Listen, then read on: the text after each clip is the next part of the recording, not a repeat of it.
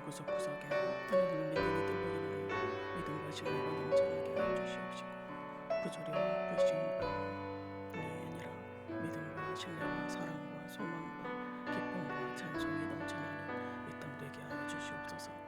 하나님, 전쟁과 재난으로 인해 지구촌이 실망하고 있습니다. 주님만의 이 땅을 긍휼히 여주시옵시고 다시 회복의 은혜를 허락하여 주시옵소서. 모든 민족이 하나님의 은혜의 통로가 되게 하셔서 오고 오는 세대가 온전히 하나님을 찬송할 수 있는 은총을 허락해 주시옵소서. 들이 그렇게 살아갈 수 있도록 주께서 힘을 주시기를 간구합니다. 이 아침도 시편의 말씀을 허락하시고 말씀 안에서 하루를 살게 하시니 감사합니다. 잡힌 바 익은 것을 잡으려고 달려가는 은혜를 누리는 이 하루 될 수 있도록 은혜 베풀어 주시옵소서. 귀한 시간 감사와 찬송을 주님께 올려드립니다. 주의 은혜로 함께하여 주시옵소서. 우리 속에 들여 주님 앞에 진실로 이 아침 될 수 있도록 주님 은총 베풀어 주시옵소서. 예수님의 이름으로 기도드립니다. 아멘.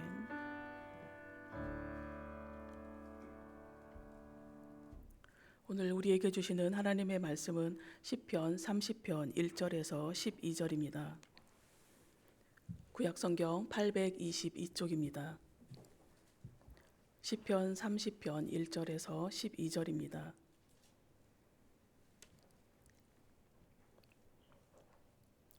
한 절씩 교독하시겠습니다.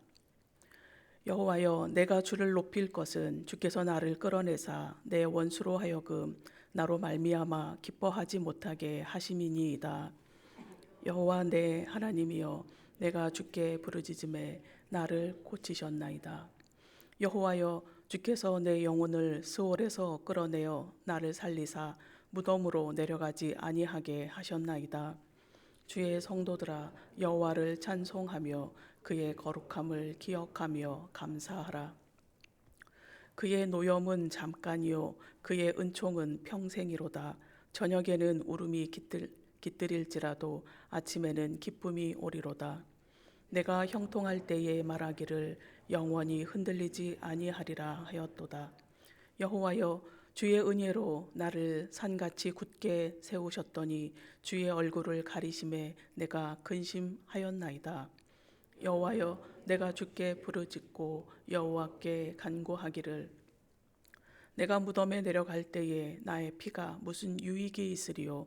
진토가 어떻게 주를 찬송하며 주의 진리를 선포하리이까? 여호와여, 들으시고 내게 은혜를 베푸소서. 여호와여, 나를 돕는 자가 되소서 하였나이다. 주께서 나의 슬픔이 변하여 내게 춤이 되게 하시며 나의 베옷을 벗기고 기쁨으로 띠우셨나이다. 이는 잠잠하지 아니하고 내 영광으로 주를 찬송하게 하심이니 여호와 나의 하나님이여, 내가 주께 영원히 감사하리이다. 아멘. 시편 말씀으로 새벽 말씀을 준비하며 드는 생각이 있었습니다. 다윗은 인생의 구비마다, 인생의 터닝 포인트마다, 아니 인생의 매 순간마다 하나님께 감사와 찬송을 올려드렸다는 사실입니다. 기쁘고 즐거우며 행복할 때는 물론 지치고 곤고하며 절망과 죽음을 직면하던 순간에도 다윗은 하나님을 기억했고 하나님께 감사와 찬송을 올려드렸다는 생각이 들었습니다. 오랜 세월 그리스도인으로 살아온 저의 삶을 돌아보며 저의 언어로 하나님께 올려드린 감사와 찬송이 얼마나 있었는지 떠올려 보았습니다. 제가 올려드렸던 감사는 기쁠 때 잠시였고 제가 올려드렸던 찬송은 즐거웠던 순간 잠깐이었습니다. 다윗처럼 생애 구비마다 하나님을 기억하고 하나님께 감사와 찬송을 올려드리는 인생이 복된 인생이라는 감동이 있었습니다. 시편 30편은 성전 봉헌가라는 표제어가 붙어 있습니다. 그런데 우리가 알고 있는 것처럼 다윗은 성전을 건축하지 못했습니다. 다윗이 그토록 원했던 성전 건축은 아들 솔로몬에 의해서 이루어졌습니다. 그럼에도 오늘 함께 읽은 시편 30편은 성전 봉헌가로 분류가 되었습니다. 학자들은 시편 30편을 후대의 성전 봉헌가로 채택했다고 보고 있습니다. 다윗은 자신의 생애에 성전을 건축하지는 못했지만 믿음의 눈으로 예루살렘 성전을 바라보았던 것입니다. 다윗은 자신의 영혼을 스올에서 끌어내어 살리신 주님을 높이고 있습니다. 1절에서 3절 말씀입니다. 여호와여, 내가 주를 높일 것은 주께서 나를 끌어내사 내 원수로 하여금 나로 말미암아 기뻐하지 못하게 하심이니이다. 여호와 내 하나님이여, 내가 주께 부르짖음에 나를 고치셨나이다. 여호와여, 주께서 내 영혼을 스올에서 끌어내어 나를 살리사 무덤으로 내려가지 아니하게 하셨나이다. 다윗은 자신이 하나님을 찬양하는 근거가 주님께서 자신을 스올에서 끌어내셨기 때문이라고 노래합니다. 그리고 자신이 부르짖을 때에 주께서 자신을 고치셨다고 고백하고 있습니다. 스스로 헤어나올 수 없던 깊은 수렁에서 건짐을 받게 된 다윗은 전적인 하나님의 은혜를 노래하며 자신을 대적하던 자들이 기뻐하지 못하게 하심도 찬양하고 있습니다. 우리 인생에도 스올로 내려가는 것 같은 절망과 깊은 수렁에 빠지는 아픔이 있습니다. 절망과 아픔을 비껴갈 수 있는 인생은 없습니다. 그러나 우리가 소망을 가질 수 있는 것은 다윗과 같이 우리도 하나님께 부르짖고 하나님께 기도할 수 있다는 것입니다. 우리의 중심을 다해서 간절히 부르짖을 때에 주님께서 응답하심을 경험하는 은혜가 우리 가운데 있습니다. 4절에서 5절은 주님의 노염은 잠깐이지만 주님의 은총은 평생이라고 노래합니다. 주의 성도들아, 여호와를 찬송하며 그의 거룩함을 기억하며 감사하라. 그의 노염은 잠깐이요 그의 은총은 평생이로다. 저녁에는 울음이 깃들일지라도 아침에는 기쁨이 오리로다. 다윗은 하나님께 받은 은총을 자신만 간직하지 않고 주의 성도들도 하나님께서 행하신 일을 찬송하라고 권하고 있습니다. 주의 성도들은 하나님께 헌신하는 사람들을 의미합니다. 하나님의 말씀 따라 사는 사람들, 하나님과 맺은 언약을 성실히 지키는 사람들입니다. 그들은 주님을 닮기 원하며 주님을 본받기 원하는 사람들이 바로 주의 성도들입니다. 하나님의 말씀 따라 사는 사람들, 하나님과 맺은 언약을 성실히 지키는 사람들, 그들은 주님을 닮기 원하며 주님을 본받기 원하는 사람들인데 우리도 그 사람들입니다. 5절은 노염과 은총, 잠깐과 평생, 울음과 기쁨, 저녁과 아침 단어들을 대조하며 하나님이 어떤 분이신지 설명하고 있습니다. 하나님은 분노하시는 분이신데 특별히 우리 죄에 대해서 노여워하십니다.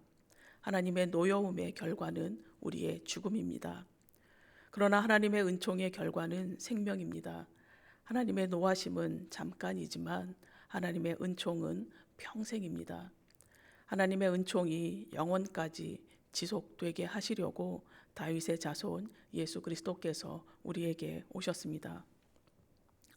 다윗은 자신이 받은 구원의 은혜를 전하며 주님께 감사를 드린 후에 자신의 과거를 반추하고 있습니다. 6절에서 7절입니다. 내가 형통할 때에 말하기를 영원히 흔들리지 아니하리라 하였도다. 여호와여, 주의 은혜로 나를 산같이 굳게 세우셨더니 주의 얼굴을 가리심에 내가 근심하였나이다. 다윗은 자신의 형통함이 영원히 흔들리지 않을 것이라며 자만했습니다. 다윗이 태산처럼 견고했다면 그것은 전적인 하나님의 은혜로 말미암은 일입니다. 다윗은 자신이 쌓아 올린 산이 흔들리고 무너질 것이라고는 꿈에도 생각하지 못했습니다. 그러나 다윗은 자신의 죄로 인해 하나님께서 자신에게서 얼굴을 돌리셨고 그로 인해 시련 가운데 처하자 다윗은 다시 하나님께 부르짖으며 하나님의 은혜를 구하고 있습니다. 8절에서 10절입니다.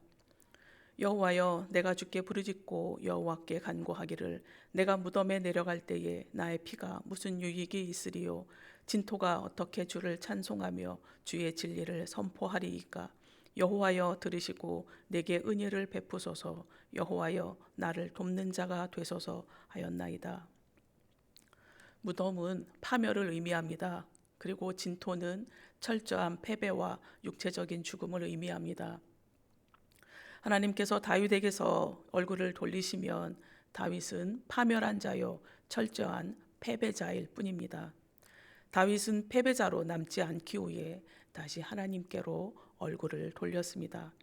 그리고 자신이 파멸을 하면 누가 하나님을 찬양하며 누가 하나님의 진리를 선포할 수 있습니까? 라며 하나님을 찬송하는 존재로 살게 해달라고 하나님께 부르짖고 간구하고 있습니다. 살아있는 자의 특권과 의무는 하나님을 찬양하는 일입니다. 인간이 존재하는 목적도 하나님을 찬양하는 일입니다.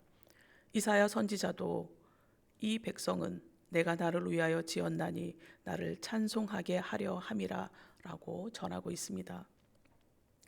다윗은 자신의 자만과 교만으로 인해 하나님을 온전히 찬양하지 못했던 과거를 부르짖으며 참회를 하였습니다. 다윗이 진실한 참회를 올려드리자 하나님께서는 다윗의 애곡을 기쁨의 춤으로 바꾸셨습니다. 11절에서 12절입니다. 주께서 나의 슬픔이 변하여 내게 춤이 되게 하시며 나의 베옷을 벗기고 기쁨으로 띄우셨나이다. 이는 잠잠하지 아니하고 내 영광으로 주를 찬송하게 하심이니 여호와 나의 하나님이여 내가 주께 영원히 감사하리이다. 베옷을 벗고 기쁨으로 띠를 띈다는 표현은 다윗의 충만한 기쁨을 우리에게 그대로 전달해 주고 있습니다. 다윗과 같이 우리가 주님을 찬양하는 것은 우리를 회복시키시고 고치시고 구원하시는 하나님의 은혜에 대한 마땅한 응답입니다. 다윗의 고백과 같이 우리가 사는 날 동안 감사 찬송을 올려드리겠다는 소망이 끊어지지 않게 하기 위해서는 우리가 움켜쥐었던 세속적인 가치관을 내려놓고 잡힌 바 된 그것을 단단히 붙잡아야 합니다. 그리할 때에 우리는 하나님의 자비하심을 보여주는 통로가 될 것입니다. 오늘 하루도 우리의 영과 혼과 육이 진심으로 주님을 찬양하며 우리 모두 주님의 구원을 증거하는 통로가 되시기를 소망합니다. 기도드리시겠습니다. 하나님 아버지, 우리는 주님의 백성입니다. 우리가 주님의 백성다운 삶을 살아가며 주님을 찬양하는 삶을 일평생 이어갈 수 있도록 우리 각 심령을 붙잡아 주시옵소서. 그래서 우리가 마땅히 감당해야 하는 구원의 통로로 오늘을 살게 하여 주옵소서. 예수님의 이름으로 기도드립니다. 아멘. 침묵으로 기도하시다가 자유롭게 하루를 시작하시겠습니다.